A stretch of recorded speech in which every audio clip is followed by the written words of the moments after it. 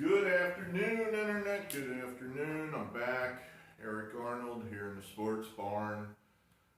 Friday, January 10th. Clock says it's almost 5 o'clock. We're here to talk college basketball with you.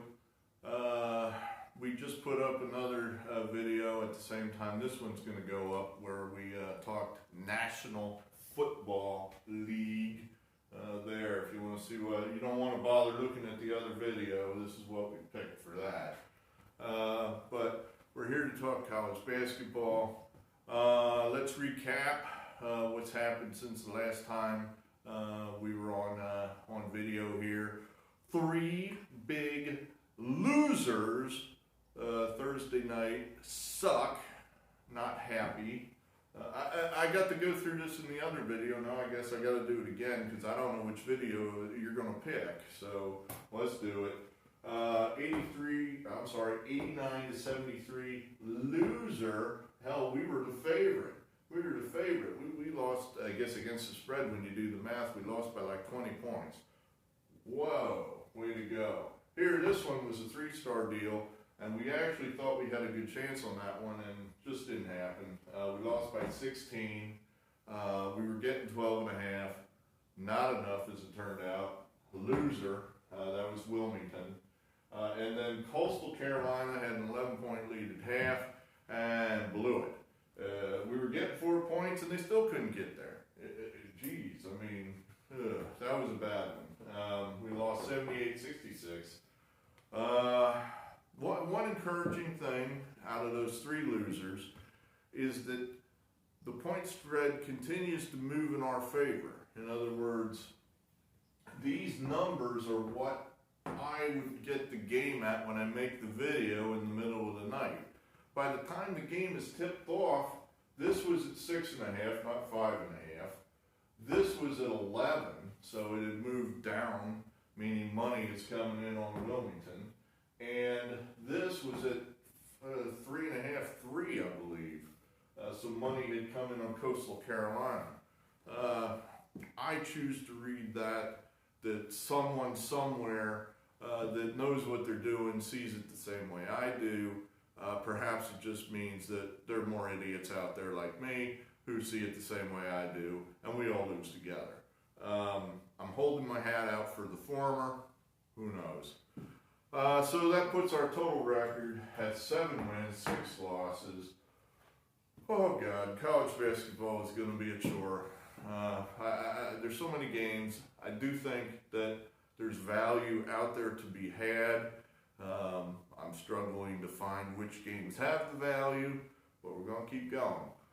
Because we're going to. That's because we're going to. Absolutely. So here we have the slate of college basketball for Saturday. There must be 70, 80 games. And I just, ran out of time to handicap these games. So I think I stopped around the 2 o'clock games. But I pledged to try to get, 20 to 25 games a week. So we came up with 6 games, and that'll meet my goal of, I believe that'll be 21 games this week. One thing we've run into here, I've just noticed now, is that generally these point spreads are up the afternoon before the day of the game. Well, I'm shooting this video in the late afternoon. It's about 5 o'clock. And the point spreads are just coming up now, just. In fact, some of these games, the number isn't even up yet. But I still know I want that game. So I haven't quite decided how to do this. This is the way I'm going to choose to do it. Let's see. Some of these games the number is up on. I will tell you which ones. The other ones without a number, I'm going to use Ken Pomeroy's rankings. If you're unfamiliar with this fellow's site, it's really a fantastic college basketball site. He has every team, every Division I team. He has notes and numbers about every team. And he has a list of every game and what he thinks the final score is going to be. And believe it or not, his numbers are usually pretty close. In fact, in my observations, these off-the-map mid-major conferences, I think the sports books simply use his number. That they start with that and then adjust it depending on which way the money comes in. So I think, in the absence of anything else, that is the number I'm going to use here this afternoon on a few of these games. I like ultimately the number I will use to determine if I win or lose is what the book puts up. So we're just going to have to hash that out tomorrow or whenever I recap these picks. At any rate, so let's get on here. Number one, Cincinnati, out of the American, 9-6, Pomeroy ranking of 53. This game actually is up at, it appears to me that at least the website I use, the sport book that pegs the number first is called Bet Online. It's an offshore book. I think it's pretty reputable from what I know. They haven't stolen my money yet, so I don't really expect them to. But at any rate, they have hung the number at 4 against Central Florida. They are 9-6, Pomeroy ranking of 104. We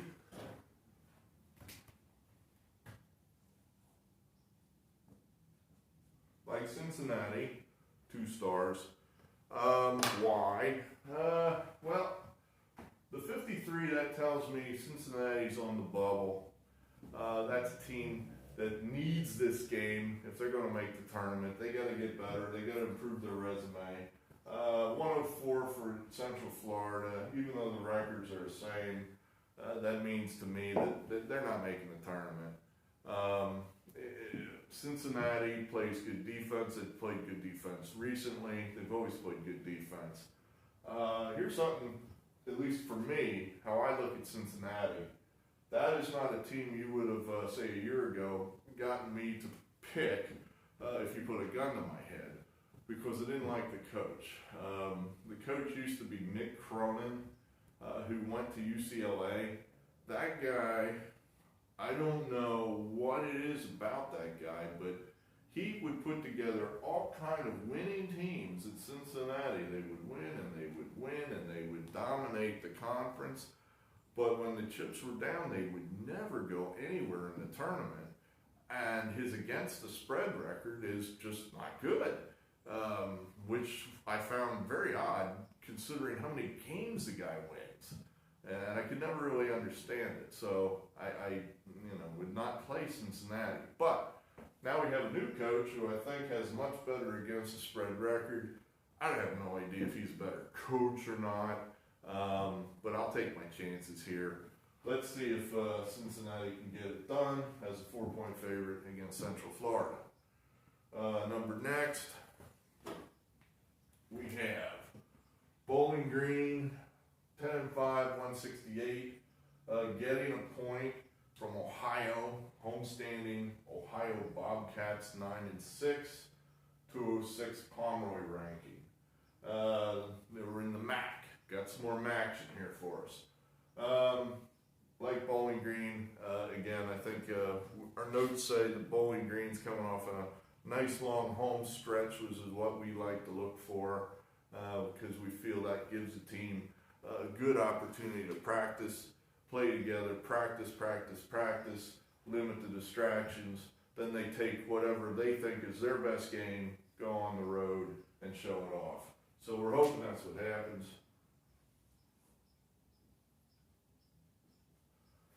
Bowling Green for 2 stars there. I believe this is a noontime game. Oh, that one point, I believe that is up on Bet Online. That is the number. Georgetown getting 7.5 at the Wells Fargo Center in Philadelphia from the Villanova Wildcats. Georgetown 11-5, 46 Pomeroy ranking. Villanova 11-3, 21 Pomeroy ranking. Villanova, this just isn't the same Villanova team. They are not like they used to be as far as explosive 3-point scoring.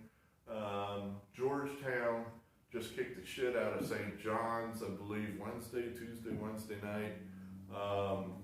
Oddly enough, Georgetown had a couple of their, I guess, quote, best players transfer in the middle of the season in December, and they seem to have gotten better. So in this game, we're going to take Villanova. Whoa! Bet you didn't think I was going to say that. First home game we're going to take, but absolutely, we're taking Villanova. Do you know why? Because Villanova has Jay Wright. And Jay Wright's the best. He is the best. Somebody even said he was the best this week, other than me. Somebody said he was the coach of the decade. The coach of the decade. Nobody talks about Jay Wright. They talk about Krzyzewski, and they talk about Roy Williams, and Bill Self, and Izzo, and Calipari. Nobody talks about Jay Wright. Well, he's the best. And I like him every day ending in Y, and twice on Sunday over Georgetown and Patrick Ewing. Look, Patrick Ewing might be a fine humanitarian, but I don't think much of him as a college coach. He's an NBA guy. He's only been in the college ranks for a handful of years. Jay Wright's been in college his whole life. This guy, that's all he does, is coach college basketball. And I think these guys are just better than Georgetown. Plus, I wanted to actually pick a game that's on TV. So, we're throwing that one down there. We like Villanova, absolutely. We'll put all 1 star on it. But I like Villanova. They're our guys. And I think they're going to beat Georgetown. Let's hope they beat them by 7.5. Okay, what's next? The Patriot League. The Patriot League. I just dropped my little, what is this? This is a golf club without the head on it. It's amazing the crap you find laying around in the sports barn. You know, a lot of the stuff we got in here is just repurposed crap. Because one of the keys to this whole operation is low overhead. I've said that before.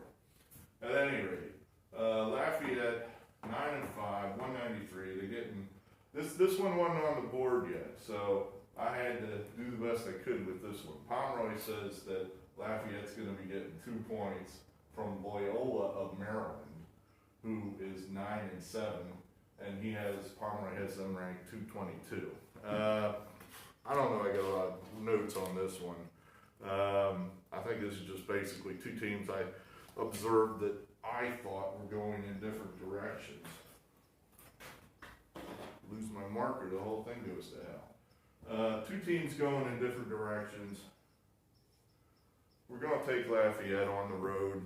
We like these road teams in these empty arenas where they're playing in front of nobody except friends and family.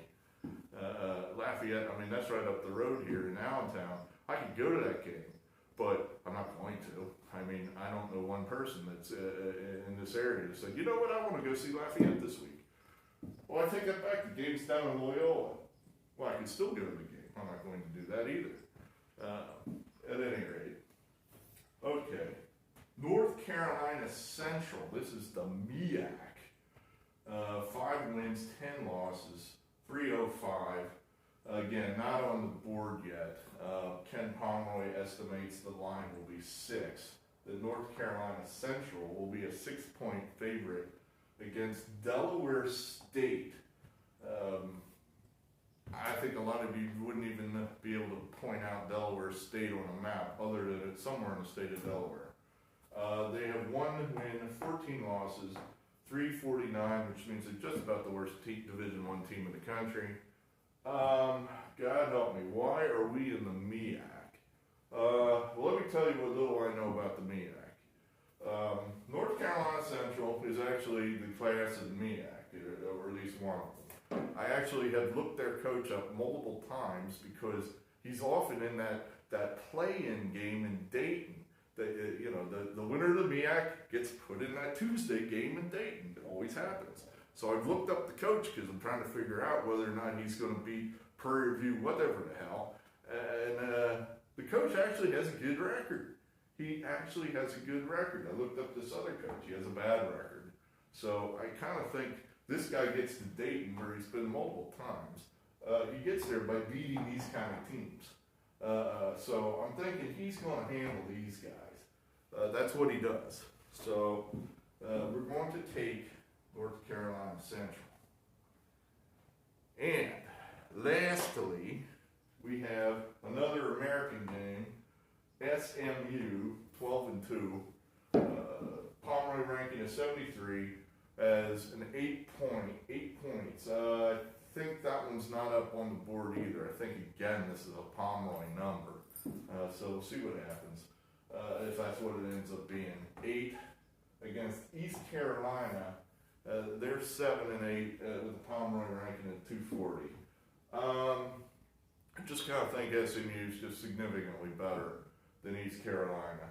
SMU has been on a real roll. They're a team that appears to be better than what may be expected out of them. 12-2 out of the American, and you're only at 73. I mean, that means you beat somebody. So, last couple games they've really played well. I'm kind of taking the same philosophy on this game as I've discussed up here with Cincinnati. This is a game SMU needs to go in there and handle their business and keep their resume, polishing that resume for March. So it's going to be a very sparse crowd there in East Carolina, and SMU, I'm hoping, just goes in there and handles it.